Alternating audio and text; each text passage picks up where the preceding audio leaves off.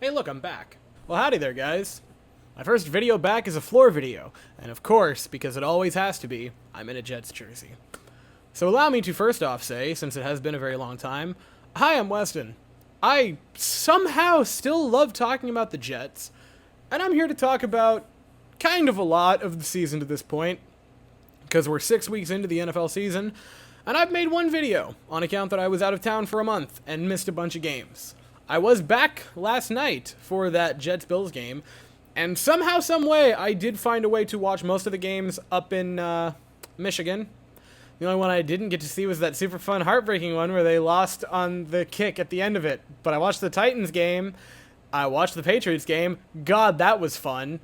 And then I watched the other ones that weren't. And I really watched last night, which was miserable. And I thought, man, I feel like today I'm just going to make a video talking about that Bills game and really just rip into them and this whole season. And discuss what they might be able to change heading into the trade deadline and towards the end of the season. But by God, did they do not what I was going to say, because ladies and gentlemen, I was going to talk about rebuilding the team and ripping it down to the shreds, emptying the cupboards. Because this team, and I mean this in the best possible way, is cooked. And last night was kind of the cherry on top of it, and I think this team might genuinely just be cursed. But then they go out today and they make a trade, and they get Devante Adams. And I want to be mad about it, but then I see what it was, and it wasn't a bad trade. It was a really good trade. Like, if you would have told me at the start of the season that somehow, someway, the Jets would get Devante Adams, who is still a very, very good receiver, for a conditional third-round pick, and that's the end of it? Damn, what a trade. Fleecing by Joe Douglas. And the condition is that it can become a second-round pick if Devante Adams is a first or second team All-Pro, or, alternatively, if the Jets make the Super Bowl and or AFC title game and he is on the roster. So, what that tells me is that it is going to be a third-round pick in exchange for Devante Adams, especially if it is based upon the team thing, because they're 2-4, dude. They're 2-4, and like, I thought last season, I'm like, man, what if they're still bad with Aaron Rodgers? And then they lost him on the fourth play. And then all of those thoughts of like, man, what if I have to talk about this team missing the playoffs again? What if I have to talk about this team being bad and below 500 again came true? And this season I came into it and I'm like, well, what if Aaron Rodgers gets injured again? And they have to go to Tyrod Taylor and or maybe Jordan Travis, although probably Tyrod Taylor. They probably don't want to use Jordan Travis. Is he even still here? Probably as like a practice squad guy, beside the point. And I'm like, man, this could get real dicey. Little did I know, dear friends, what was actually going to happen is the Jets just suck. And the offense, through 6 games, has produced 113 points, which is the same as they produced last year through 6 games. And I just kind of want to sit in the silence of that, because holy God, how has it not gotten even a little bit better? And you might say, well, Weston, it has gotten better. And like, yeah, it certainly has felt like it's gotten better. The Patriots game was a lot of fun. Like, beating the Pats into submission was really, really just such a nice thing to see. Here's my thing. At the end of it all, they're 2-4. And if they weren't the Jets, things would be going in such a different it'd be such a different trajectory. Like, Trajectory?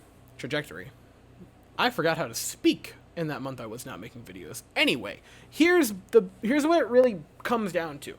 They're just a never-ending Rube Goldberg machine.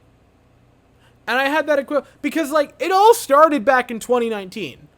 Like, they had Sam Darnold because they sucked. And they were able to get a high draft pick. But they didn't suck enough to just get one outright. They had to trade up in the draft to get him, which meant they gave up assets, and they were never able to surround him with enough talent early in his career. In the first couple of seasons that he excelled, they got ripped to shreds by him in England, by the way. And watching Sam Darnold do that, I'm like, oh, wow, he is good. Single tear runs down my face. By the way, that's a lie. It wasn't a single tear. It was blubbering in a hotel room as I watched it. Because it always had to be. It always had to be. So that happens, and you're like, wow, so that's just how it is for him, eh? Like, that's great. That's so much fun. I'm dying on the inside. But they have to do that because they're not bad enough to just get him outright. And then that leads to the next domino to fall in this stupid little machine, which is your GM gets fired, not with the coach, for whatever reason. And then your coach brings in another GM who gets to stick around for a while longer because they weren't running in the same time, and he gets an extra couple of draft classes because, well, it's all in his mind. And then you get Zach Wilson because your other quarterback, the last one, stinks and is at the end of his contract. So even now, if you surround him with talent and then he goes out and has a breakout season in 2020, well, joke's on you. You're either going to have to fifth-year option him or you're just going to have to pay him a bunch of money outright. So you go for the mystery door in Zach Wilson. And because that doesn't work, you have to go trade for a 40-year-old in Aaron Rodgers. And because you can never have any nice things, he tears his Achilles on the first play. And that facilitates Zach Wilson coming back in, which facilitates not firing the coach or the GM or the offensive coordinator in the offseason, because the offensive coordinator and the quarterback that you traded for, who is 40 years old, are BFFs, and you just can't get rid of one because it'll make the other one mad. You can't get rid of the coach because you need to have a little bit of continuity heading into the season, and you're going to give him the third mulligan and say, well, you didn't have healthy Aaron Rodgers, despite the fact that you had what you thought was a Super Bowl winning team that proceeded to go 7-10. And you can't get rid of the GM because of the same reason. And so you come into the next season and you realize out of the gate, you probably stink. Like, you're probably just not there. But you can't get rid of the coordinator because him and Rodgers are all in the back corner. So you can't get rid of either of them. So you have to fire the coach. And then promote another guy. And then the GM now can't do what a normal GM would do. Like, if the Jets had made the playoffs in the past few seasons, if they had made it last year, and then you had this start to the season, you would either feel, a lot better because, well, they made the playoffs last year, so, like, maybe it's still possible at 2-4. Like, I'm going to get to that in a split second. Or, right, there's that. Or B, you could just have the reassurance of, like, oh, well, they had their success and you can tear it to the ground. Or you would just have a different GM. Like, Joe Douglas is not coming back next year unless they make it to the playoffs and, like, probably a deep, deep run. Like, unless that Devante Adams pick does become a second-round pick, he's not returning. So we can't trade players and recoup for the future unless it's just out of the goodness of his heart, which he's not going to do. He wants to keep his job. And I'm not saying that is a bad thing. Everyone wants to keep their job. Everyone is going to do anything when they're desperate to keep their job or their livelihood. That's just a fact of life. He's not going to sit there on his hands and do nothing. He's going to get the trade done. But I was driving today thinking about, like, well, who could they trade for high value to, like, get assets for the future? Like, dude, do you know what you could have sold DJ Reed off for? And I like DJ Reed a lot. I'm not saying that, like, oh, they should get rid of him. He sucks. No, he's a really good corner. Like, he's a corner one on most teams. And you think on the few teams that he isn't a corner one, that, like, really, really good playoff teams would be like, oh, him as corner two. Like, dude, you could have got anything for him for a lot of teams. Or from a lot of teams. Or a couple guys on the D-line that you could have traded and got really good assets for. Like, you could have traded Mosley. Actually, Mosley's injured, so you couldn't have traded him right now.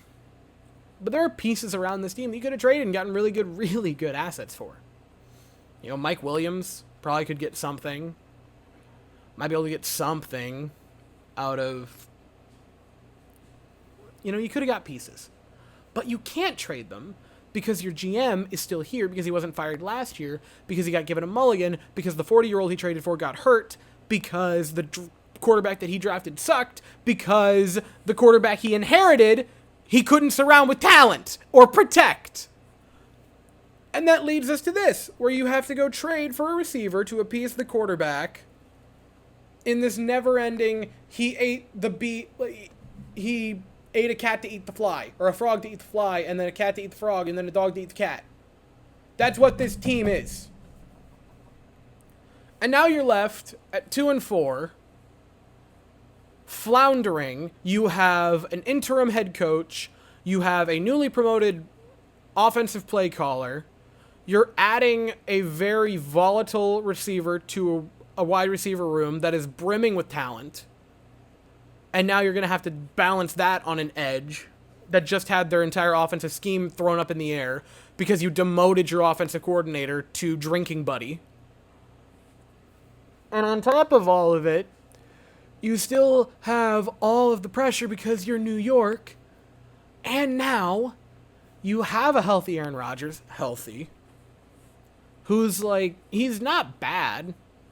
He's been pretty solid. He's been one of the better quarterback seasons I've watched. The pick last night was like not his fault because the dude fell down. People are like, oh, well, he needs to throw it better. I'm like, dude, he threw a Hail Mary at halftime. I understand that even when you do good things, you can make mistakes. I think he intended for him to have to come back on the ball. And that might be the dumbest thing I've ever said. But, like, dude, maybe simply don't trip. Like, even if you're right, this is the thing. Sometimes you can be right. Yes, it was an underthrown ball. You know, maybe you shouldn't just, like, trip on your own feet. That might be a really good thing to not do. Maybe don't trip on your own feet and let someone else pick it off. That would be great. Like, even if he would have just dropped it, we would have been fine. Fine.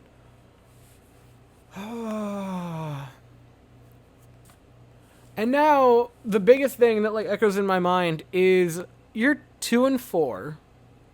You made a trade that teams that are, like, 6-2 would make, but you did it as a joke. And it's playoffs or, like, your entire future is cooked. And the other thing that I'm thinking about is, like, man, there are a couple of players who, like, are no longer young. Like, this is year 3 for Sauce Gardner. Year 3 for Garrett Wilson. Both of them are still elite. Garrett Wilson was incredible last night. They're going to be commanding a lot of money soon. You got one more cheap year, both of them. And then you got to either do the 5th-year option or start paying them real adult money. Or, alternatively, the two of them go, man, I have been the best cornerback in the league for the past 4 years. 3 years at the moment. Or, hey, I've been a top 10 receiver for the past 3 years. And we haven't even come close to the playoffs. We haven't even been in the little, like, in the Hunt Chiron picture in the end of December. I'm out. Which would suck. So you're either going to have to deal with them being like, no, this place sucks and is cursed and I'm gone. Or you're going to no longer be on those cutesy little cheap deals and they're going to be making adult money. Like, you've got to turn it around this season. And the Devante Adams thing has got to work. They play the Steelers in like 5 days, guys. On primetime again. I twitch. So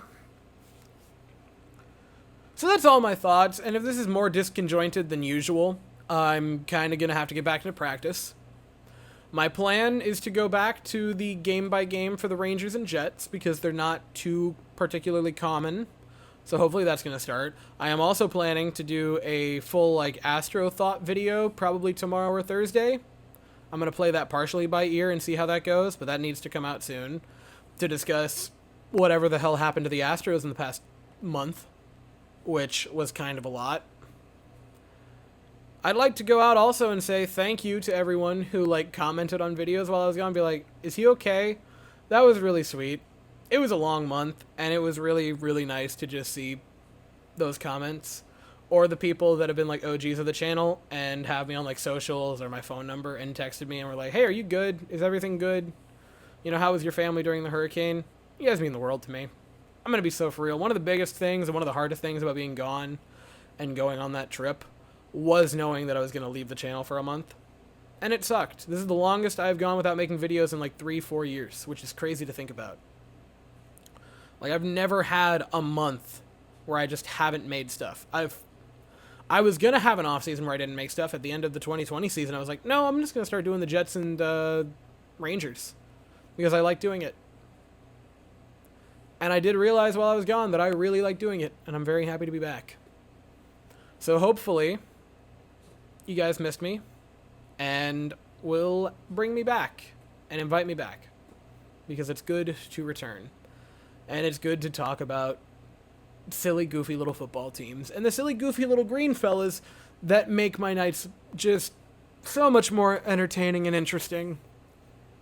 Side note, the jerseys were so clean. It was so good seeing them back. I missed those jerseys. So yeah, they play Pittsburgh Sunday night, and I'll be here afterwards to talk about it. But as for right now, I think that's all I have. So if you enjoyed the video, please consider to like and subscribe. Thank you all so very much for watching. I hope you all have an absolutely fantastic day, and as always, go Jets.